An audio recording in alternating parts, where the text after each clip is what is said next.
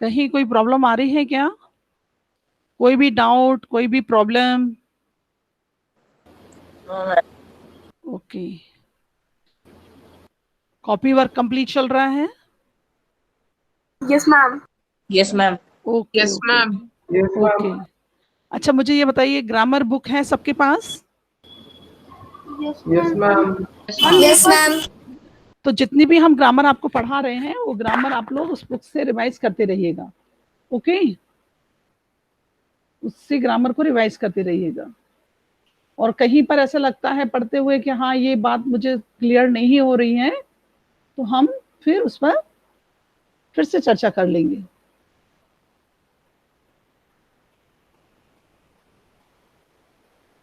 अभी हमारे पास 2 मिनट है, अभी और बच्चों को होने दो, फिर हम क्लासेस शुरू करेंगे। आज हम पाठ पढ़ेंगे क्या निराश हुआ जाए, ठीक है? 2 मिनट हम वेट करेंगे सबका, क्योंकि 2 मिनट अभी हैं क्लास शुरू करने के लिए।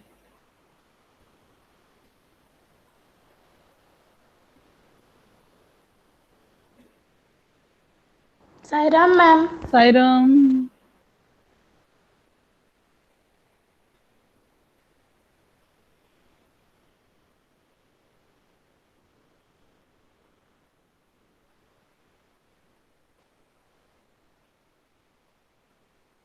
साईराम ऋषिका।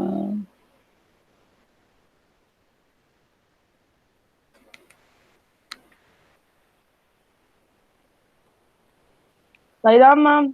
साईराम अखिल। थोड़ा लेट हो गया, सॉरी। कोई नहीं, अभी बेटा 1 मिनट है, अभी हम इसलिए वेट कर रहे हैं। 1 मिनट बाद ही हम शुरू करेंगे, ठीक है ना? अभी 1 मिनट है, अभी हम क्लास शुरू करेंगे 2 बजे।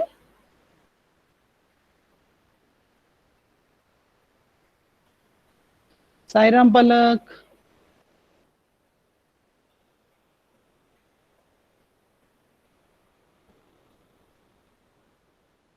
कोई भी डाउट नहीं है, चलिए बहुत अच्छी बात है। अब 2 o'clock हो गए हैं, हम लोग क्लास स्टार्ट करेंगे, इसलिए please join your hands, close your eyes and start Omkar thrice.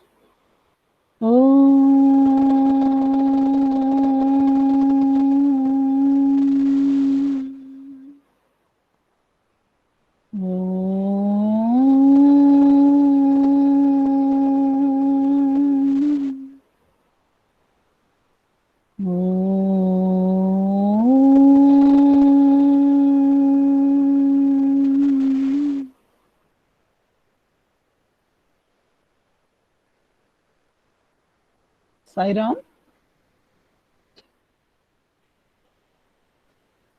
हम क्लासेस शुरू करेंगे। आज हमारा पाठ है करुणा साईराम। चलिए, आज हमारा पाठ है क्या निराश हुआ जाए। ओके, ये मनु आप स्क्रीन प्रेजेंट कर रहे हैं, चाहे भले गलती से हुआ हो, उसे बंद करिए ना। तो आज क्या निराश हुआ जाए पाठ पढ़ेंगे हम। सभी के पास बुक्स हैं? नहीं है तो भी मैंने वो निकाल के रखा है पीडीएफ। चलिए हम स्टार्ट करते हैं।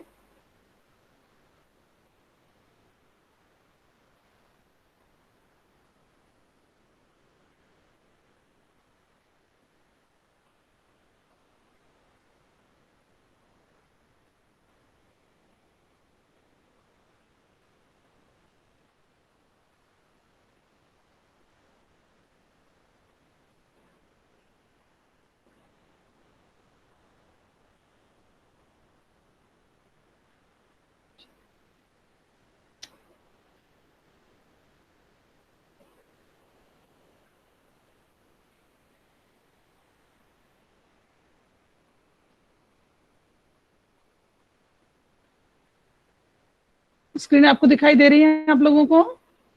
Yes ma'am. Yes ma'am. Okay, हम आज पढ़ेंगे क्या निराश हुआ।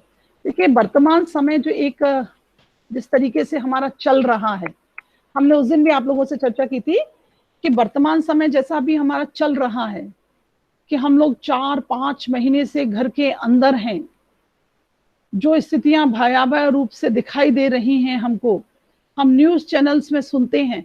मान लीजिए इस पार्ट को हम थोड़ा सा पीछे कर देते हैं, लेकिन आज जिस महामारी से या जिससे हमारा पूरा विश्व जूझ रहा है, उसके चलते हुए मन में एक निराशा का भाव आ रहा है। ऐसा निराशा का भाव आ रहा है कि क्या होगा। लेकिन इस पाठ के माध्यम से और आज के कुछ स्थितियों के उदाहरणों से हम ये समझ सकते हैं कि हमको निराश होने की आवश्यकता नहीं है। बहुत सारी उदाहरण हमारे भूतकाल के पड़े हुए हैं, बहुत सारे उदाहरण हम प्रेजेंट में देख रहे हैं, जहां पर लोगों ने अपने हौसलों से, जहां पर लोगों ने अपने मानवीय मूल्यों से स्थिति को संभाला है, अपनी अवेयरनेस से, अपनी स्वच्छता से, अपनी सचेतता से। उससे लगता है कि हमको निराश होने की आवश्यकता नहीं है। आज भी हम बहुत सारी स्थितियों से जूझ रहे हैं। वर्तमान परिस्थितियों को देखकर एक मन में डर है, लेकिन डरने की आवश्यकता नहीं है। थोड़ी सी सावधानी, थोड़ी सी मानवीयता, थोड़ा सा अपनापन और थोड़ा सा आत्मविश्वास, ये व्यक्ति को इस परिस्थितियों से बाहर ले जाएगा। आवाज आ रही है आप लोगों को मेरी? Yes ma'am. हाँ, ये सब अपने को बाहर ले जाएगा। कुछ क्षण जरूर हो सकता है मुश्किलों भरा, लेकिन हम उस मुश्किलों में हारे। आवाज कट कट के। हेलो, अब आवाज आ रही है मेरी? Yes ma'am. आप क्लियर हुई आवाज अब? Yes ma'am. Yes ma'am. Yes ma'am. परिस्थितियां जरूर हमको परेशान कर रही हैं, परंतु हम उन परिस्थितियों से निकल जाएंगे अपने दृढ़ संकल्प से, अपनी मानवीयता से, अपने अटल विश्वास से। हम इन परिस्थितियों से भी बाहर आएंगे और एक नए जीवन की शुरुआत करेंगे। तो निराश होने की आवश्यकता नहीं। यहाँ पर कवि ने प्रश्न किया है, क्या निराश होने की आवश्यकता है वर्तमान परिस्थितियों को देखते हुए? नहीं, निराश होने की आवश्यकता नहीं है। क्या हो रहा है कि देखिए, वर्तमान समय में अभी तो ये सब ठगी, डकैती, चोरी, तस्करी, भ्रष्टाचार जो समाचार हैं, अभी ये तो बहुत कम हो गए। आज हम जो समाचार देखते सुनते हैं कि ठगी, डकैती, चोरी, भ्रष्टाचार, ये समाचार तो क्या हो रहे हैं, बहुत कम सुनने में आ रहे हैं। ऐसा नहीं है कि ये बंद हो गए, अपराध खत्म हो गए हैं, बंद नहीं हुए हैं, लेकिन ये कम आ रहा है। लेकिन एक दूसरे समाचारों ने हमारे दिल को बैठा दिया है, डरा दिया है। जिस महामारी के दौर से हम गुजर रहे हैं, हम डरे हुए हैं, परंतु हमारे हौसले कमजोर नहीं हैं। कभी यही समझाना चाहता है। तो ये निराशा का जो वातावरण बन गया है, उस पर चिंता जरूर है कि उसको कैसे उससे बाहर आया जाए, लेकिन डरने की आवश्यकता नहीं है। और दूसरा क्या हो रहा है, आरोप प्रत्यारोप का कुछ ऐसा वातावरण बन गया है कि लगता है देश में कोई भी ईमानदार नहीं रह गया है। जहां भी देखो लोग एक दूसरे पर आरोप प्रत्यारोप लगा रहे हैं। आए दिन समाचारों में लगता है कि कभी ये मतलब ये बीमारी से ही रिलेटेड हम यदि देखें तो पता चल रहा है कि वो लगा रहा है कि वहां पर सुविधाएं नहीं है, वहां पर ऐसी सुविधाएं चल रही हैं, वहां ऐसा चल रहा है, डॉक्टर्स ध्यान नहीं दे रहे हैं। ये सब आरोप और प्रत्यारोप के वातावरण में ऐसा लगने लगता है कि कोई ईमानदार है कि नहीं।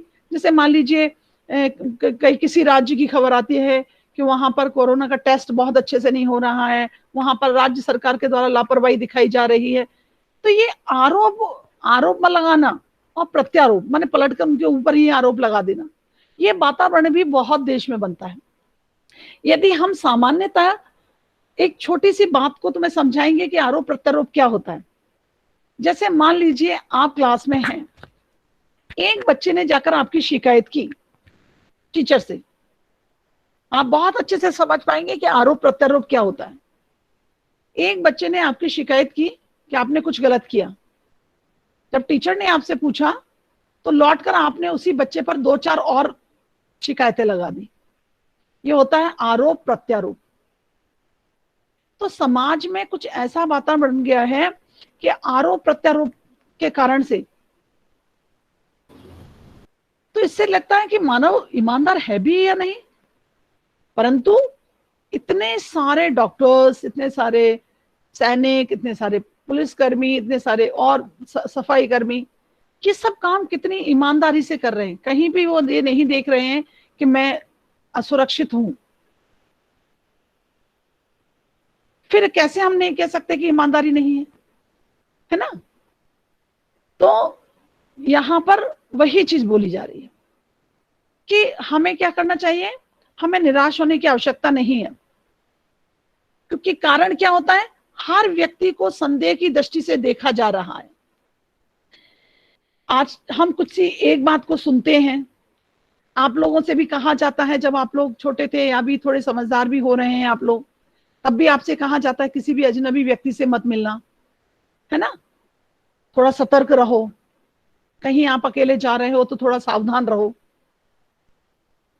यदि किसी एक व्यक्ति के द्वारा यदि ये काम किया जाता है तो निश्चितता क्या है, हम हर एक व्यक्ति को फिर संदेह की दृष्टि से देखने लग जाते हैं।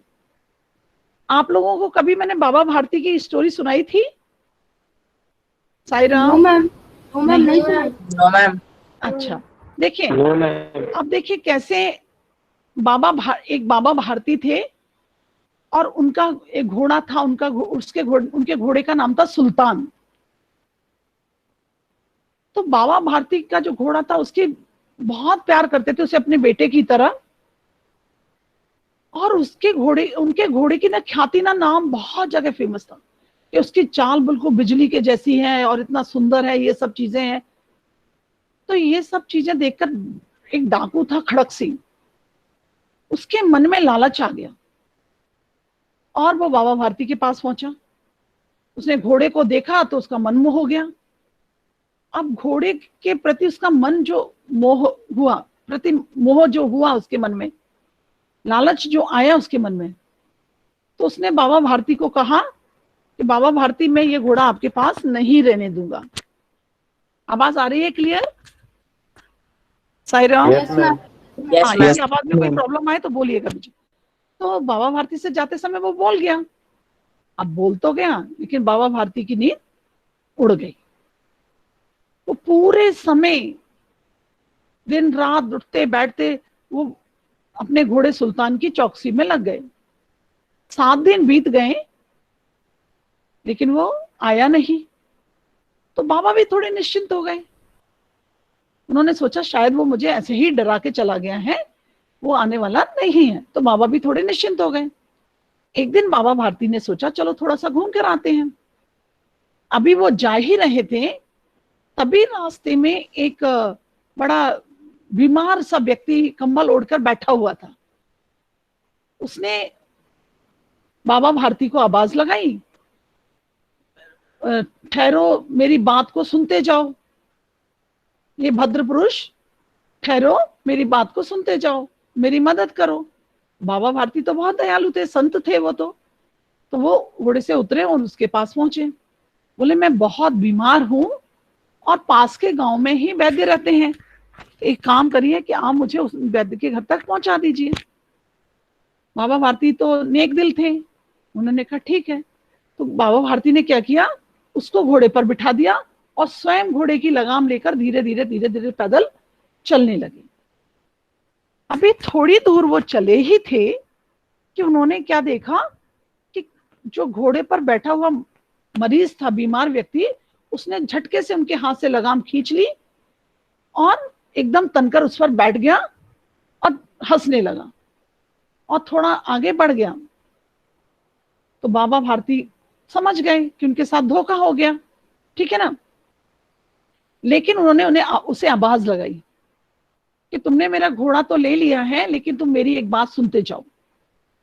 डाकू खड़क सिंह वापस आया और बोला कि मैं सब बात सुनूंगा तुम्हारी, लेकिन ये तुमको घोड़ा नहीं दूंगा। बाबा भारती की आंखों में आंसू थे क्योंकि उनका प्रिय घोड़ा था, वो बिल्कुल बेटों की तरह वो प्यार करते थे। लेकिन उन्होंने कहा नहीं, मैं अब उनसे घोड़ा मांगूंगा भी नहीं। बस एक काम करना, जो ये घटना घटित हुई है हमारे तुम्हारे बीच में, देखिए बात यहाँ पर पूरी कहानी का सार देखिए कहां पर है। जो हमारे तुम्हारे बीच एक घटना घटित हुई है, इसकी चर्चा किसी से मत करना, क्योंकि यदि तुम चर्चा करोगे कि मैंने कैसे धोखे से बाबा भारती से ये घोड़ा छीना है, तो लोग किसी गरीब की या जरूरतमंद की मदद नहीं करेंगे। क्या होगा? लोगों में संदेह पैदा हो जाएगा। आज हम देखते हैं ना, वर्तमान समय में कभी हम लोग गाड़ियों से जा रहे होते हैं, बीच में कोई यदि व्यक्ति हमसे मदद मांगता है तो हम नहीं देते हैं। समझ आ रहा है ना? Sai Ram, Yes, ma'am. क्यों नहीं देते? हमारे मन में क्या संदेह रहता है, कहीं ऐसा ना हो कि ये व्यक्ति हमको धोखा दे दे या हमारे साथ कुछ घटना घटित हो जाए। तो ये संदेह क्यों फैला? क्योंकि इन घटनाओं के बारे में चर्चा बहुत अधिक हुई। लेकिन बाबा भारती ने क्या कहा था? चर्चा नहीं करना, नहीं तो जो जिसको जरूरत होगी वो भी व्यक्ति क्या होगा, उसकी भी कोई मदद नहीं करेगा। तो यहां पर भी वही बात है कि हर एक व्यक्ति को संदेह की दृष्टि से देखा जा रहा है। ठीक है ना? अब ये लिखा है, जो जितने ऊंचे पद पर है उतने ही अधिक दोष दिखाई देते हैं। अब एक उदाहरण के तौर पर मानते हैं ऊंचा पद माने नेता है, प्रशासन है, शासन प्रशासन। हम लोग क्या कहते हैं ना, ये लोग बहुत भ्रष्ट हैं, कहते हैं ना, शासन और प्रशासन को हम लोग बहुत भ्रष्ट बताते हैं। कहते हैं कि इतना सारा पैसा आता है, ये लोग खुद खा जाते हैं, देश की हालत वही की वही है, इतना सारा पैसा होने के बाद भी देश की स्थिति सुधर क्यों नहीं रही है। तो उनमें हमें दोष दिखाई देने लगते हैं, जो जितने ऊंचे पद पर होता है। तो सामान्यतः क्या हुआ कि आजकल जो समाचार पत्रों में ठगी, डकैती, चोरी, हत्या, तस्करी, भ्रष्टाचार के समाचार भरे रहते हैं, जिसे देखकर लेखक जो है उसका मन दुखी है। ठीक है? वह दूसरों पर होने वाली जो टीका टिप्पणी है, जो मतलब उनके दोषों को निकालने को ऐसे लगता है, आरोप प्रत्यारोप लगाने वाले लोगों को देखकर ऐसा लगता है जैसे मान लो कोई ईमानदार व्यक्ति यहाँ बचा ही ना हो। दोष बहुत अधिक दिखाई दे रहे हैं। समाज की स्थिति यह है कि जो व्यक्ति काम करते हैं उनके अच्छे कार्यों को लोग भुला देते हैं। आगे वाले पैराग्राफ में वही बात कही जा रही है। जैसे एक बहुत बड़े व्यक्ति ने मुझसे एक बार कहा था कि इस समय सुखी वही है जो कुछ नहीं करता। माने कुछ नहीं करेगा मतलब लोग उसके बारे में कुछ बोलेंगे ही नहीं। जो कुछ भी कोई यदि कुछ भी करेगा तो लोग उसमें दोष ढूंढने लग जाते हैं और उसके सारे गुण भुला देते हैं, उसके अंदर के गुणों को नहीं देखते हैं। फिर यदि मान लीजिए, क्योंकि हर एक व्यक्ति दोषों से परिमार्जित नहीं है, हर एक व्यक्ति आगे आएगा, लेकिन मैं भी चर्चा कर देती हूं। हर एक व्यक्ति के अंदर षड रिपु होते हैं। षड रिपु मतलब काम, क्रोध, लोभ, मोह, मद, मत्सर। ये 6 शत्रु, रिपु माने शत्रु, षट माने 6। ये 6 शत्रु हर एक व्यक्ति के अंदर होते हैं। अब ये बात अलग है कि वह व्यक्ति किसके अनुसार, अपनी अंतरात्मा जो कहा जाता है ईश्वर का रूप है, उसके अनुसार आचरण करता है कि अपने मन और बुद्धि को इन 6 शत्रुओं के हवाले कर देता है। यदि इन 6 शत्रुओं के हवाले यदि बुद्धि को कर देगा, मन को कर देगा, तो निश्चित ही है उनके आचरण बुरे हो जाएंगे। तो यहाँ पर क्या है, ऐसा हो नहीं सकता कि सारे उसमें दुर्गुण ही दुर्गुण हो। यदि हम रावण का ही उदाहरण ले लें तो एक बहुत बड़ा प्रकांड पंडित था, उसने शिव को प्रसन्न किया था, लेकिन उसने क्या किया था, अपने आप को अपने 6 शत्रुओं के हवाले अपने मनोबुद्धि को कर रखा था। तो दोषों को बढ़ा चढ़ाकर दिखाया जाने लगेगा। कभी कभी क्या होता है, हम ईर्ष्या भी हो जाती है हमारे मन में। यदि कोई व्यक्ति ऊंचे पद पर है और किसी ने अच्छा काम कर दिया तो हमारे मन की ईर्ष्या हमारे बाहर आती है और हम उसके सारे दोषों को खोज खोज कर दिखाने लगते हैं। यदि अभी उदाहरण के तौर पर मान लो हम प्रधानमंत्री मोदी का उदाहरण ले लेते हैं, है ना, कैसे पूरे समय लोग उनके दोषों को ढूंढकर मीडिया पर, जितने भी इलेक्ट्रॉनिक्स मीडिया है जो भी, उस पर कितने दोषों को दिखाने की कोशिश करते हैं, उनकी अच्छाइयों को भूल जाते हैं। और यदि उदाहरण हम मोदी का ही ना लें, हम दूसरे नेताओं का भी ले लें जिनके बारे में लोग बहुत कुछ बातें करते हैं, देखिए कहीं ना कहीं उनके अंदर भी कुछ मानवीयता है, मानवता के गुण हैं। उनको लेकर हम कभी भी उनके अच्छे जो कार्यों का वर्णन कभी नहीं करते हैं। तो क्या होता है, इसी कारण से क्या लग रहा है कि हर जगह दोषी अधिक दिखाई दे रहे हैं, गुणी कम या बिल्कुल ही नहीं।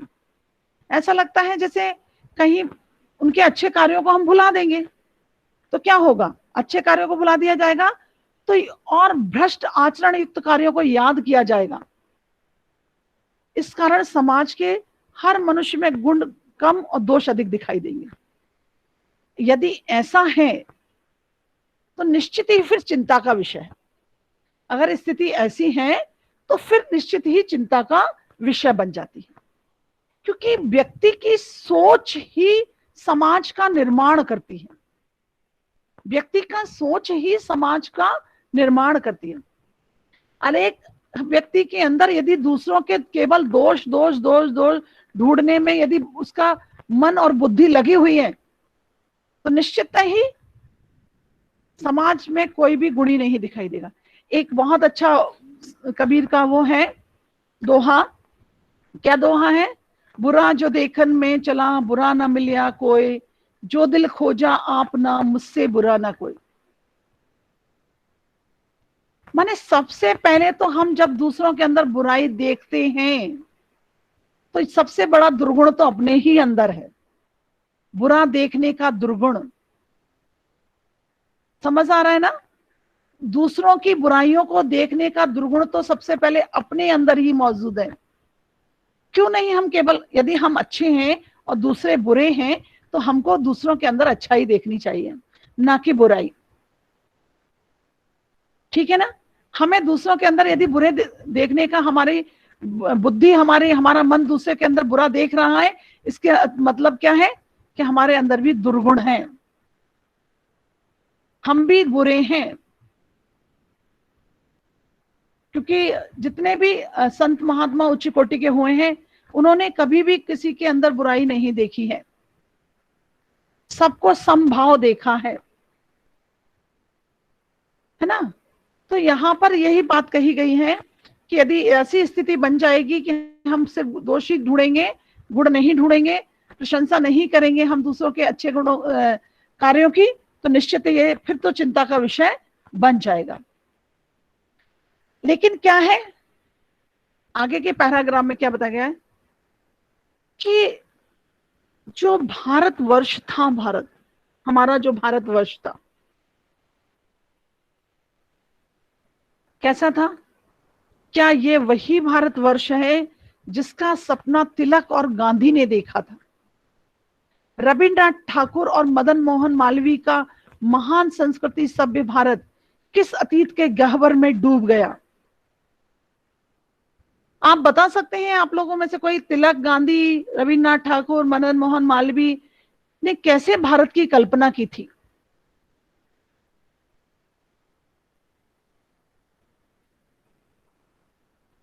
बोलिए। मैम मैं थोड़ा ट्राई करूं? हाँ क्यों नहीं, करो ट्राई तो करने। हाँ बोलिए। मैम इन सब ने मैम ये कहानी मैम अंग्रेजों के जमाने की हो सकती है, तो मैम इन सब हो ने सकती है नहीं, उन्होंने जब भारत को आजाद कराने के लिए जब प्रयास कर रहे थे तो उन्होंने सोचा था कि आजादी के बाद हम अपने भारत को ऐसा बनाएंगे। तो कैसा भारत बनाएंगे बताइए? मैम आजादी के बाद मैम उन्होंने सोचा होगा कि हम भारत को एक पूरा सारथी देश बनाएंगे जिसमें हिंदू, मुस्लिम, सिख, ईसाई सारे लोग एक होंगे। भारत में कहीं भी दंगे फसाद नहीं होंगे, सारे भारत में कहीं भी भ्रष्टाचार के कोई सबूत नहीं होंगे। बाहरी लोग भारत में आकर खुशी खुशी अपना जीवन बिताएंगे। हमारे यहाँ अमीर और गरीब किसी भी चीज में फर्क नहीं किया जाएगा। Good, very good. चलिए, और कोई बोलना चाहेगा इसके अलावा? मतलब इसने बोला है, इसके अलावा कोई और कुछ एक्स्ट्रा?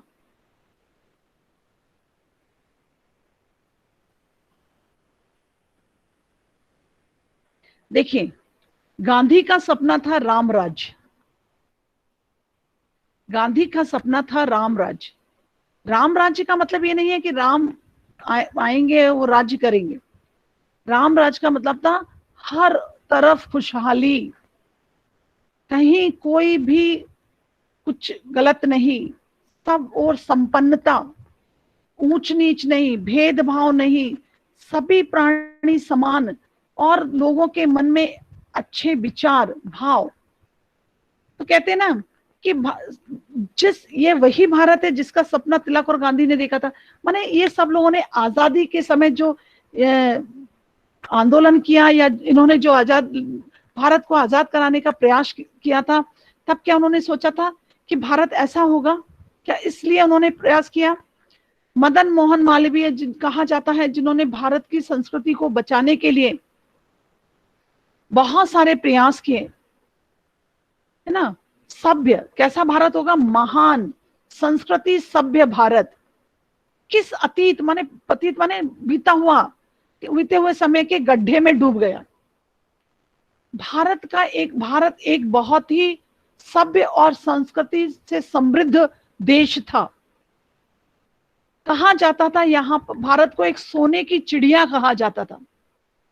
सोने की चिड़िया से तात्पर्य ये नहीं था कि धन दौलत से संपन्नता थी। सोने की चिड़िया से तात्पर्य था सब कुछ खरा था, सोने की तरह खरा था।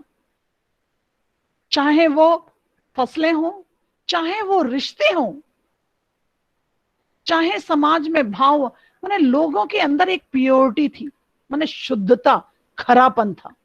सोने की चिड़िया का तात्पर्य नहीं है कि सिर्फ धन दौलत थी, बहुत संपन्न था, वो तो था ही, लेकिन सोने की चिड़िया कहने का तात्पर्य था एकदम प्योर, खरा, शुद्ध। चाहे वो रिश्ते हो, चाहे वो भाव हो, चाहे वो खेतों में लहराती हुई फसलें हो, चाहे वो धन संबंधी संपदा हो, चाहे वो संस्कृति हो। भारत की संस्कृति जो एकदम शुद्ध थी, सभ्यता, सिविलाइजेशन एकदम विश्व मतलब समृद्ध था, समृद्ध भारत था। और उसी समृद्ध भारत को वो दोबारा पुनर्स्थापित करना चाहते थे। उनके विचार में भारत ऐसा हो, दोबारा से आजादी के बाद भारत ऐसा हो। लेकिन ऐसा लगता है कि उनका जो सोच था, उनका जो सपना था, वो किसी गड्ढे में डूब गया। आज तो सिर्फ ठगी, डकैती, चोरी, भ्रष्टाचार और तस्करी और मानव प्रत्यारोप, आरोप, दोष ढूंढने के होड़, ये सब में भारत लगा हुआ है। लेकिन इन सब के बीच अब उसमें क्या था? आर्य, द्रविड़, हिंदू, मुस्लिम, यूरोपीय और भारतीय आदर्शों की मिलन भूमि महामानव समुद्र क्या सूख ही गया। माने देखिए, यहाँ पर भारत भूमि को महामानव समुद्र, मानव महासमुद्र कहा गया।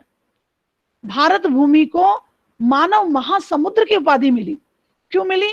जिस तरीके से नदियां, चारों तरफ से नदियां जाकर समुद्र में मिल जाती हैं, वैसे ही भारत भूमि पर चाहे वो आर्य हो, द्रविड़ हो, हिंदू हो, मुसलमान हो, यूरोपीय हो, उन्होंने क्या किया? अपने अपने सभी उसको छोड़कर भारत के आदर्शों का मिलान हुआ। वहां ना कोई हिंदू रहा, ना मुसलमान रहा, ना आर्य, ना द्रविड़, सब मिलकर भारतीय हैं। और भारत के आदर्श, हाँ बोलिए मैम। पर मैम जैसा आपने अभी बताया मैम, तो मैम वो न्यूज चैनल्स वाले तो मैम वो राम राज्य को मैम उससे जोड़ देते हैं मैम, वो राम मंदिर बनना है मैम उससे। देखिए, राम राज्य का मतलब वही, राम राज्य का मतलब ये, वो न्यूज चैनल वाले भी चाहते हैं कि राम राज्य स्थापित हो, माने वैसे ही समाज का निर्माण हो। राम के जो कहते हैं ना, राम को मर्यादा पुरुषोत्तम कहा जाता है। तो रामचरितमानस का क्या मतलब है मालूम है? कि मनुष्य को राम के चरित्र के जैसा आचरण करना चाहिए। तो वो चाहते हैं कि राम मंदिर की स्थापना के साथ साथ राम राज्य का स्थापना हो जाए, माने समाज में राम के आदर्शों पर लोग चलना शुरू करें, जहां पर त्याग भी है, पराक्रम भी है, भ्रातृप्रेम भी है, पितृ आज्ञा भी पालन है, माता का सम्मान भी है, प्रजाजन से स्नेह भी है, प्रजा के लिए त्याग भी है, प्रजा की रक्षा भी है। तो इस समाज की स्थापना चाहते हैं कि केवल राम मंदिर बन जाना क्या ठीक है? सिर्फ राम मंदिर की स्थापना हो जाना, वहां पूजा करके आना, लेकिन वो समाज की स्थापना हो, भाईचारा हो। जैसे चिट्ठियों में पढ़ा था, भगवान का संदेश क्या है? शांति, प्रेम, एकता, सद्भाव। सबसे अधिक आवश्यकता तो हमारे देश में है, क्योंकि अभी जिस तरीके का माहौल हमारे देश में चल रहा है, तो सबसे पहले जरूरत है हमारे देश में सद्भावना की, कि हम किसी भी धर्म, किसी जाति को लेकर टीका टिप्पणी ना करें। सबसे पहले हमें जरूरत है कि हम समान रूप से हर एक धर्म का सम्मान करें। ठीक है ना? हाँ बोलिए। मैंने मैम एक दिन एक वीडियो में देखा था कि राम जी को हम से मैम, जैसे राम जी को 14 साल का वनवास मिला था, और अगर मैम ऐसा जो होस्ट बता रहे थे, उन्होंने ऐसा कहा था कि अगर राम जी अपने महल में रुकते तो उसे वो राम ही कहलाता। मैम वो उन्होंने त्याग किया 14 साल का अपने पिता की इच्छा के लिए, इसलिए वो भगवान बन गए। मैंने ऐसे एक वीडियो में देखा था। हाँ देखिए, स्वामी कहते हैं, बाबा सत्साई बाबा स्वामी यही कहते हैं कि सब देवता हैं, सब देव हैं, बस पहचानने की आवश्यकता है। आचरण, स्वामी का कहना क्या है? मैंने पहचान लिया कि मैं ईश्वर हूं, और आप भी वही हैं, बस आप पहचान नहीं पा रहे। सबसे बड़ी बात क्या होती है? हम वो आचरण नहीं कर पाते। हम भी देवतुल्य हैं, यदि हमारे आचरण देवतुल्य हो जाए। देखिए, सुर, असुर, राक्षस, दानव, मानव, ये अभी भी हैं, सिर्फ आचरण होते हैं। ये नहीं होता कि उनके राक्षस बहुत अलग से होते हैं, उनके कुछ अलग से पर होते हैं, अलग से हाथ होते हैं, अलग से पैर होते हैं, नहीं। इंसान ही मानव और दानव हो जाता है यदि अच्छे आचरण है, सब कुछ अच्छा है, भाव अच्छे हैं, विचार अच्छे हैं, आचरण अच्छे हैं, तो वो देवतुल्य है। वहीं पर उसके आचरण दुराचरण है, दुर्भाव है, द्वेष है, ईर्ष्या है, तो वहीं पर वह दानव तुल्य है। मतलब सिर्फ विचारों से ही व्यक्ति मानव और दानव होता है। तो यहां पर भी वही बात कही गई है कि ये आदर्शों की मिलन भूमि है। माने यहाँ पर सारे धर्म मिलकर एक समुद्र बने हुए हैं, जहां पर समुद्र का तात्पर्य क्या होता है? जहां देखिए अलग अलग नदियां, गंगा, यमुना, कावेरी, सतलुज, राबी, बहुत सारी नदियां हैं, अलग अलग नामों की नदियां। लेकिन समुद्र में जाकर किसी नदी का नाम है क्या? नहीं है। वैसे ही भारत मिलन भूमि है सर्वधर्म की, जहां पर सर्वधर्म संभावनाएं हैं, और अपने अस्तित्व को खोकर सिर्फ भारतीय आदर्शों को अपनाकर वह आगे बढ़ रहे हैं। तो क्या ऐसा समुद्र सूख गया है क्या? अब वो समुद्र नहीं रहा क्या? वहां पर मानवता खत्म हो गई है क्या? क्या भारतीय आदर्श खत्म हो गए हैं क्या? मेरा मन कहता है ऐसा हो नहीं सकता। हमारे महान मनुष्यों के सपनों का भारत है और रहेगा।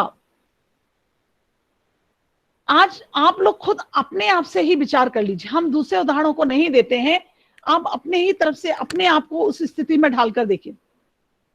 कभी कभी आपको क्रोध भी आ जाता है, कभी आपके मन में किसी व्यक्ति, दुखी पीड़ित व्यक्ति को देखकर एक दया का भाव भी आपके मन में आता ही होगा।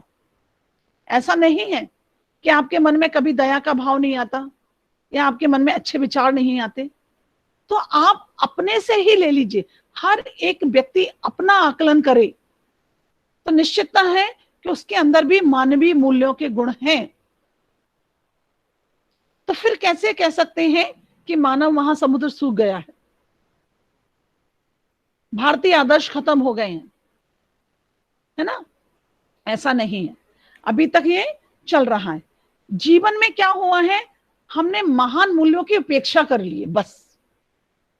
जीवन आगे क्या हो गया, ये माहौल क्यों ऐसा बना है? क्योंकि हमने अपने जो मानवीय मूल्य हैं, जो महान मूल्य हैं, हमने उनकी उपेक्षा कर ली है। क्यों कर लिए? क्योंकि हम अपनी सुख सुविधाओं पर ज्यादा ध्यान देने लगे। हम कैसे अच्छे से रहें, हमारा सब कुछ अच्छा हो जाए। मतलब व्यक्ति क्या हो गया है कि जो एक भावना जो थी कि वसुधैव कुटुंबकम की, उससे समेटकर वो अपने परिवार, अपनी फैमिली तक आ गया है। बस प्रॉब्लम यही है, जब वसुधैव माने पूरी पृथ्वी ही हमारा परिवार है, इस भाव से हम लोग समेट करके आ गए, संकुचित हो गए। हम संकुचित हो गए हैं, इसलिए ये वातावरण हमको देखने को मिलता है। ऐसा नहीं है कि हमने इतनी सारी बातें की जो आगे उसमें हम शामिल नहीं है।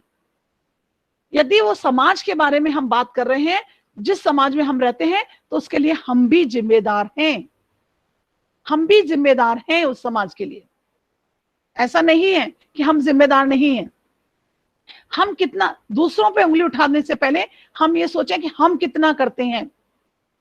हर एक व्यक्ति अपने स्तर पर सुधर जाए, तो एक दूसरे को सुधारने के लिए आवश्यकता किसी को नहीं है कि मैं इसे सुधारूंगा, मैं इसे सुधारूंगा, मैं उसे सुधारूंगा। हर एक व्यक्ति को स्वयं को सुधारना है, स्वयं के आचरण में, व्यवहार में परिवर्तन करना है।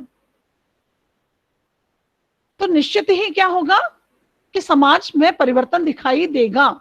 यदि हम खुद देखें तो कभी हमको क्रोध आता है, तो कभी हमको दुख भी होता है किसी चीज को लेकर, कभी कभी गुस्से में हम कुछ ऐसा काम कर देते फिर हमको पश्चाताप भी होता है उसका। तो ये मानवीय स्वभाव है। अब क्या हुआ है, हाँ बोलिए, कुछ बोलना चाहते हैं साईराम? Yes ma'am. कुछ बोलना चाहते हैं? No ma'am. ओके, चलिए। अभी क्या हुआ है, ये सही है कि इन दिनों कुछ ऐसा माहौल बना है कि ईमानदारी से मेहनत करके जीविका चलाने वाले निरीह और भोले भाले श्रमजीवी पिस रहे हैं। क्यों पिस रहे हैं? देखिए कारण क्या है। जैसे ईमानदारी से कोई काम कर रहे हैं तो ईमानदारी पिस नहीं। देखो मैं कैसे इस बात को आपको बताऊं, आप समझने की कोशिश करें कि ईमानदारी से जितना धन हमें प्राप्त होगा, उनसे हमारी मन की इच्छाएं पूरी नहीं होंगी। ये बात तय है। बात समझ गए ना?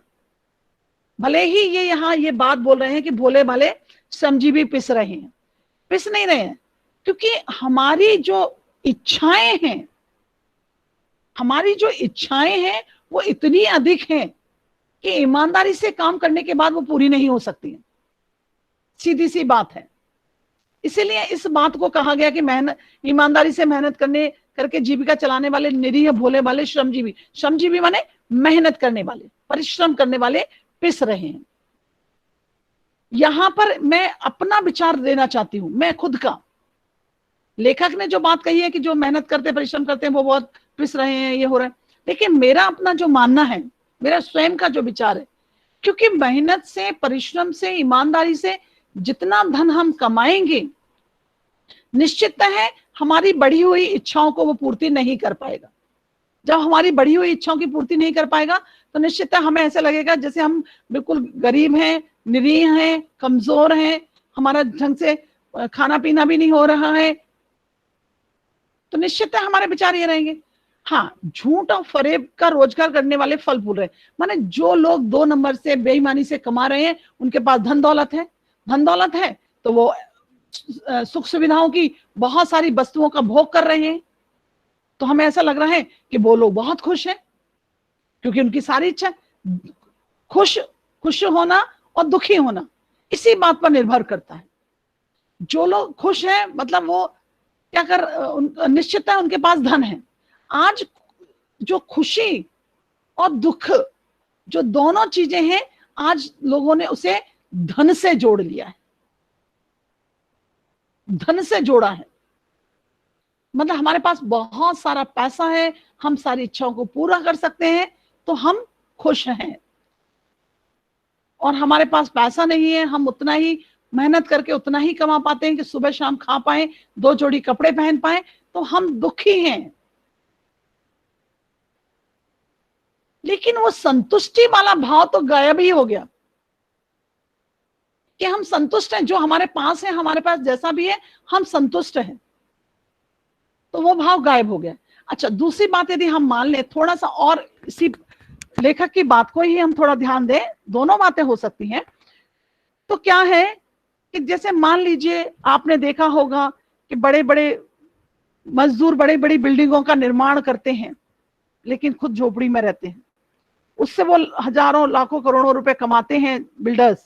एक उदाहरण के तौर पर मैं बता रही हूँ, फैक्ट्रीज के मालिक, ये सब काम धंधे जहां पर करते हैं ये लोग, वहां पर उन लोगों की बात हम करें तो वो मजदूरों को पैसे देने के लिए उतना नहीं देते जितनी वो मेहनत करते। भाई तुमने, यही तो समभाव है कि मतलब हमारे पास इतना पैसा आया, इतना पैसा हमारे पास आया है, इतना पैसा हमारे पास आया है, उस पैसे से हम निश्चिततः उतना बराबर बराबर थोड़ा सा सबको समानता से देते चले तो निश्चित है समाज में जो ठगी डकैती चोरी का भाव है वो खत्म हो जाए। ठगी डकैती चोरी का जो भाव है वो खत्म हो जाए, है ना, वो भाव ना रहे। फिर आदमी को जब पर्याप्त रूप से मेहनत का पैसा उसे मिलेगा, वो अपना जीवन स्तर को सुधारेगा, तो निश्चित है ये समाज से भाव खत्म होगा। अब क्या है, आदमी ईमानदारी को मूर्खता का पर्याय समझा जाने लगा। पर्याय माने समानार्थी होता, मतलब जो आदमी ईमानदार है वो मूर्ख है। क्यों ईमानदार बने हुए हो, है ना। सच्चाई केवल भीरू और बेबस लोगों के हिस्से में पड़ी हुई है। भीरू माने डरपोक और बेबस लोग, माने सच वही बोलते हैं जो डरपोक हैं। कहते हैं ना, स्टेप ले ही नहीं सकते हैं। गलत काम करने का भी एक निडरता होनी चाहिए। देखिए कैसे समाज के विचार बनते जा रहे हैं। ऐसी स्थिति में जीवन में के महान मूल्यों के प्रति लोगों की आस्था हिलने लगी है कि मानवीय मूल्यों के प्रति लोगों की आस्था हिलने लग जाए कि मानवीय मूल्यों के पथ पर चलकर क्या हम भीरू हैं, बेबस हैं, श्रमजीवी हैं, निरीह हैं, क्या यही सब हमें मिलेगा, है ना। मानवीय मूल्यों के आदर्शों पर हम यदि चलेंगे तो क्या हम परेशान रहेंगे, क्या हम दुखी रहेंगे, क्या हम अपनी मन की इच्छाओं को पूरा नहीं कर पाएंगे। ये सब बातें यहां पर लोगों के मन में यदि विश्वास, आस्था माने विश्वास कमजोर होने लगता है ना, मन का विश्वास कमजोर पड़ने लगता है लोगों का। तो ये पार्ट अभी हमने यहीं तक पढ़ा है, टाइम हो रहा है, आपका नेक्स्ट क्लास भी रहेगा, ठीक है। चलिए,